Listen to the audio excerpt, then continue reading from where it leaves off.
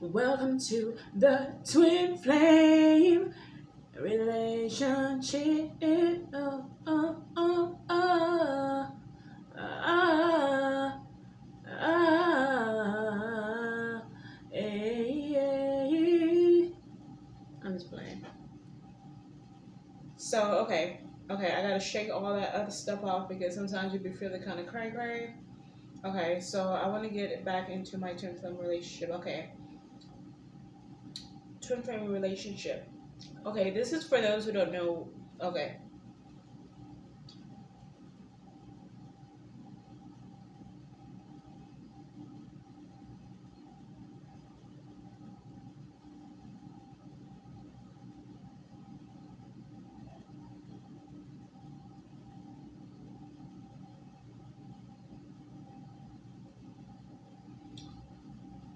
Okay, so this is for those who don't know what a twin flame relationship, a twin flame is.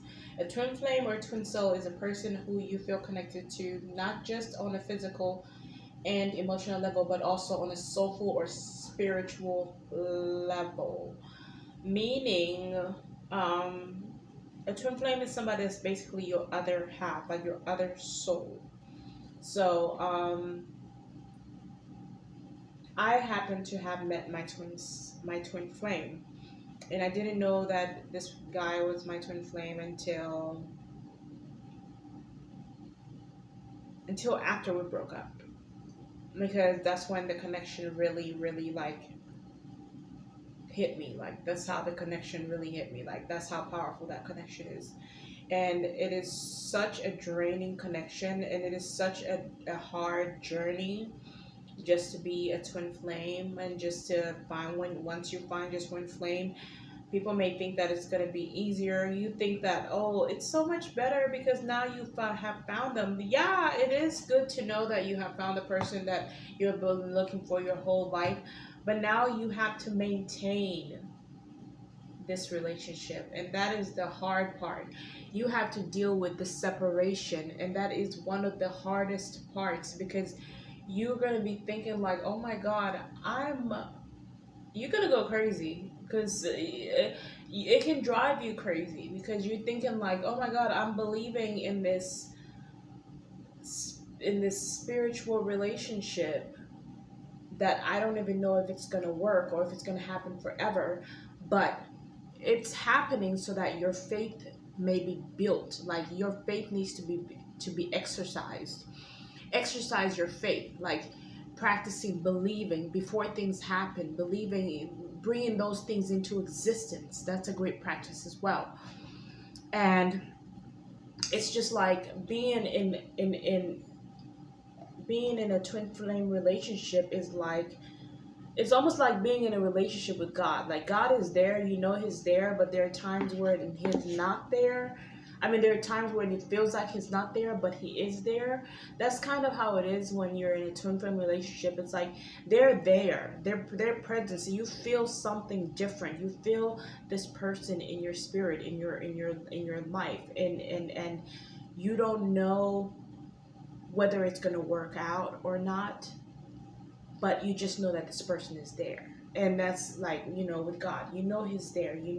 I mean, you don't know if He's going to answer your every single prayer because you don't know if it's in His will, but until it happens, because it only happens when, excuse me, it only happens when it is within His will.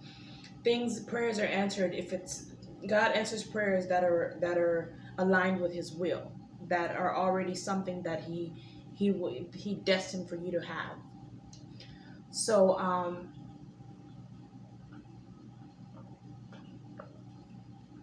I've been just trying to keep my cool and just trying to keep my sanity, because I thought it was bad when we were together, but it was worse when we were separated, because the separation, it just, you don't know if it's gonna, if you are unsure if this is really the person. You start in the beginning, you become unsure, but it's been 4 years now, and it's pretty much it. Like, this is it.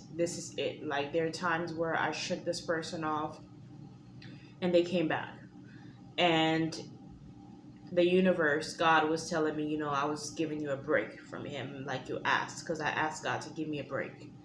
I needed a break from him. I'm like, please, God, give me a break because I can't keep feeling this guy on my heart, on my chest. I can't keep feeling this feeling. I want a break from him. Like, when will I get a break from him? Like, it just started feeling like I had another person in my body, like I'm like two-headed dragon, like literally. Like, it just felt like I have this other person in my body, and I no longer really, I can feel myself, but I no longer really feel myself. I feel him. He's all I feel. And it's like I'm a slave to his existence, and I'm sitting here like carrying this burden and this person on my body, on my back, like I was carrying God on my back. It was just like so overwhelming. I'm gonna turn this light off because no, it's getting darker. Like carrying God on my back. So I'm gonna read a few things that I took notes on, because it's kind of hard for me to just get it like say it from the heart, because I always get like distracted by thoughts, or I'm just like, let's just try to get this lighting together, because yeah, I get distracted by like just like thoughts and just different things, where I'm just like, I'm still recovering, so I'm still kind of. So I saw a video on YouTube about your twin flame, or how they have those videos, a tarot reading video, and so it kind of inspired me to write this. So my twin was running in and out of my life, and it drove me crazy. Like, it's driving me crazy, not right now. OMG, our relationship was more complicated than ever because we were both on the streets. It's so hard to be homeless and to try to maintain a relationship, because every day and night you'll have pressure on your head thinking about where you're going to sleep that night. I'm so weird. As hard as it was, I thought it was so sweet and romantic that he was there with me. More romantic than having a place with me. So I thought it was just romantic that we met on the streets. I literally like prayed to God. Like, I got like, this was like before we met. I had prayed to God, like, God, I want to be able to meet this person while I'm in my situation. I've been homeless on and off since 2010, and I was like, I want to meet the person in my situation. I don't want to wait till I'm successful, because Lord knows when that's going to be. And when I say successful, I mean till I have the job of my dreams, the job that I want, or a job period, or this and that. I don't want to wait till I'm there to find this person. I want to walk with this person through this. I want this person to walk with me through the journey of hardship.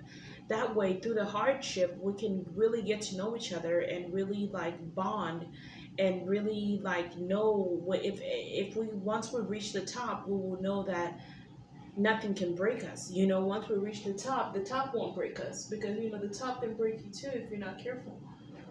Ah, I hate that. I hate that this is right here.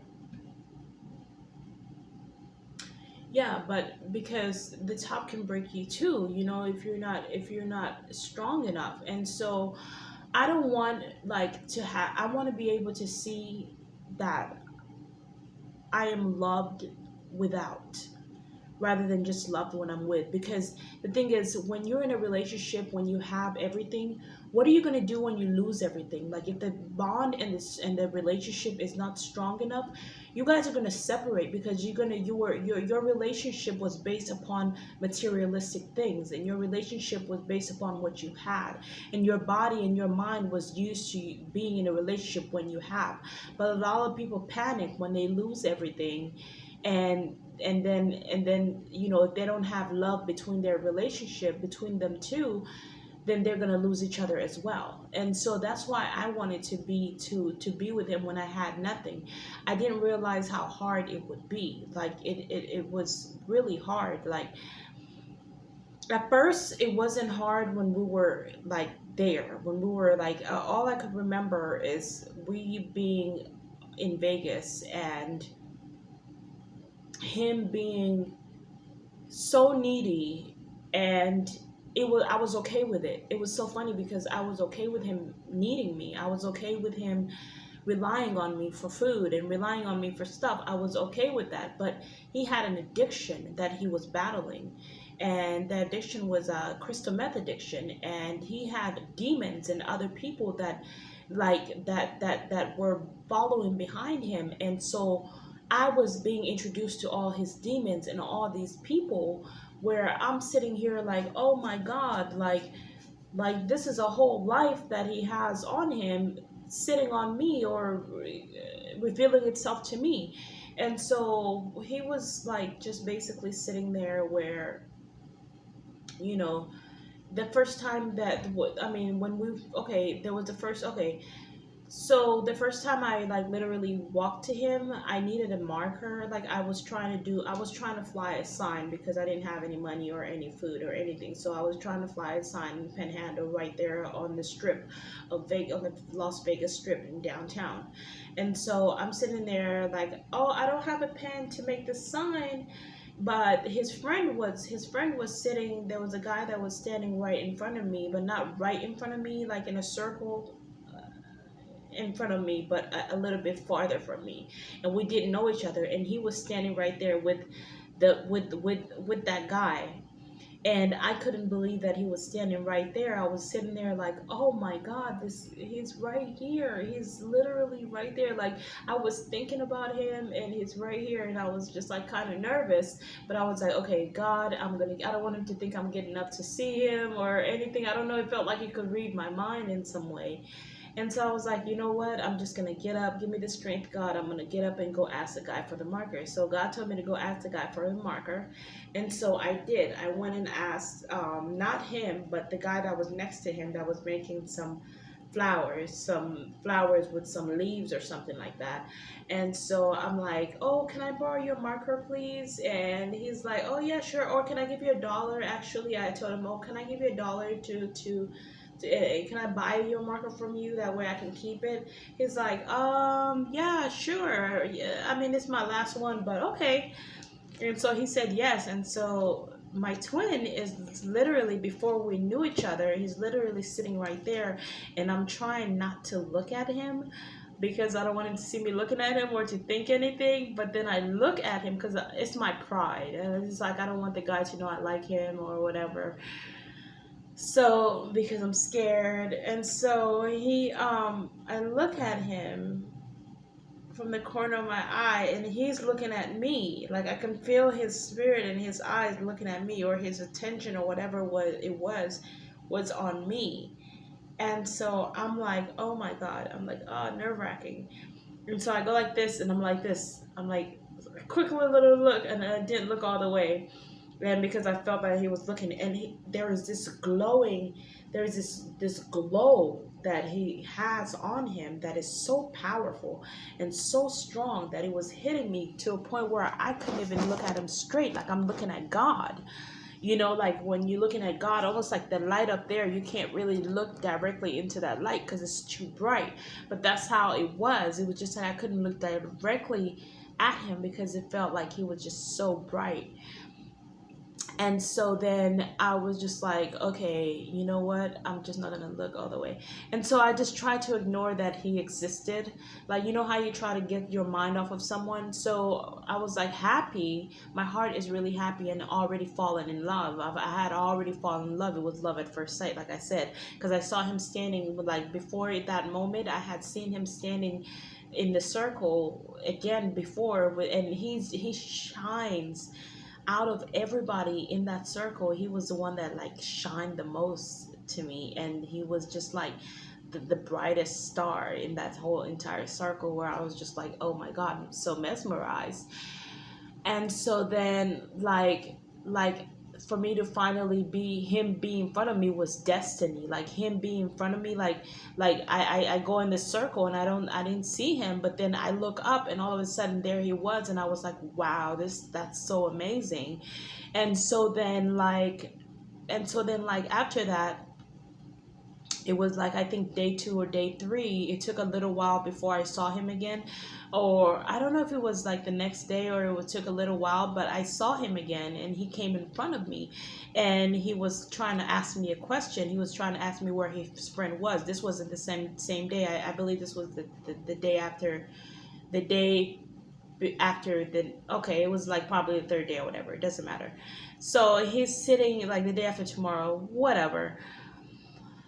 So he like accidentally almost kicks something of mine. He accidentally almost, oh, he kicked something of mine while I'm sitting right there. I set up my whole little stage, and I'm sitting there, and he's coming to ask me where his friend is, and he accidentally kicks something. He's like, "Oh my God, I'm sorry, I didn't mean to kick your thing or whatever." And so I'm like, "No, it's okay." He's like, "Have you seen my boy?" And I was like, "No, I haven't seen him."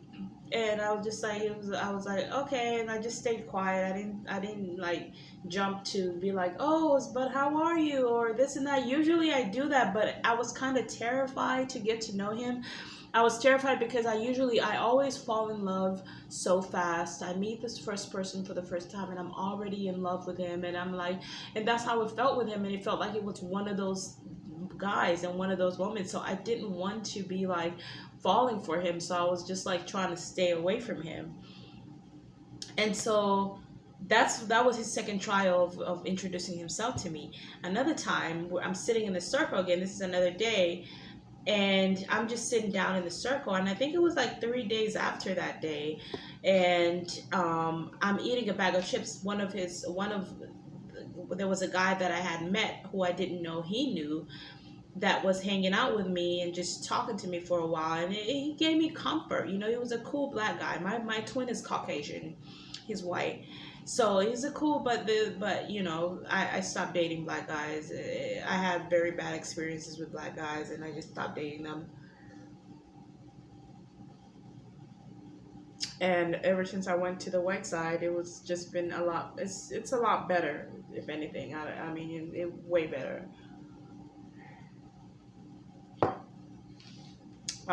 Yeah, so I was raped by three black guys. And so every time I see one or date one, I feel like it's the same situation. So I just kind of like stay away. I've never been raped by a white guy, so I don't have that kind of trauma sitting on my head. But so then after that, so he shows up again. Oh my God, what a coincidence! The love of my life has showed up again. Like, oh my God. So he comes, and he's like, he puts his fingers out like this because I'm eating a bag of chips. My homeboy went and bought me a bag of chips.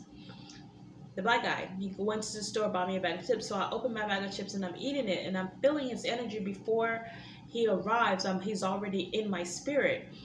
And so he shows up out of surprise, and he's like, and I was like, oh, sure. I was like, yeah, sure. And I really thought that was so amazing, like how he asked for some chips. And I thought that was so humble. Like, it wasn't like he had this ego, this pride. It was just like the most humble thing. It just felt like I knew him. Like, it felt like so familiar. Like we were homies already. Like we knew each other already. And so he was like, the light in the back is terrible, so I'm gonna turn it this way. So it felt like we knew each other already, and there we go. That's a lot better. I'm just gonna change the light because you can't really see my face. So yeah, so it felt like we knew each other already, and I felt so comfortable. He felt so comfortable to ask me for some chips. I thought that was the sexiest and the most beautiful thing I've ever seen, because most guys don't do that. You know, they usually want to give you food, or they usually want to, take you out, and I'm a strange person. I thought that was hot. And so and so after that he left, and then when he asked me for the bag of chips, he looked in my eyes, and I looked into his eyes, and I was like, wow. Like, he had this gorgeous bluish greenish looking eyes, grayish, whatever color they were so gorgeous, and they just like struck me, and I was like, wow. And I turned around in my head, and I felt like the Spirit of God was telling me to tell him I thought he was so cute. And I looked at him and I said, hey, you are really, somehow I had the confidence to say, hey, you are really cute. And he was like, thank you. And he flexed, he went like this, and I was like, ah. I was like, oh my God. And cocky, kind of hot. I love it. I love it. And so he goes off. And so from there on, we started meeting and we started talking. And then I was telling him what I was looking for. He saw me again. And from this point, I think he started to stick around because he did tell me when we met later. He did tell me, oh, we were talking, and I was like, what made you approach me? And he was like, oh, when I asked you for the bag of chips, you said I was cute, and so I thought, hey, she thinks I'm cute, so let me talk to her. So I was like, okay. So he comes up to me. Okay, wait, guys, I have to stop the video for a while. I got the stove on, and I'm just feeling a little smothery right now, so sorry. I'm gonna make a continuation of this video, and this is how I'm gonna do things. Remember, I'm still recovering, so recording is like something that is I'm slowly getting back into, so I can't really make the full video or the full story. I can't tell the whole story in one video, so I have to kind of shorten it out so I can follow, so I can relax, breathe, and recover, and then get back on the thing. But that's what I'm going to tell you for now about what we went through, or how we met. But there is a whole lot of more to talk about, when it comes to how we met, and how we broke up, and and we didn't really break up. Me and Tyler never broke up. He just disappeared on me, and it was my fault or his fault, I don't know, but we'll get into that on the next segment of this video. Thank you guys. Have a wonderful day. God bless you. And please subscribe and give this video a thumbs up if you like it. And if you don't like it, you can give it a thumbs down. Hey, God bless you. Have a good one.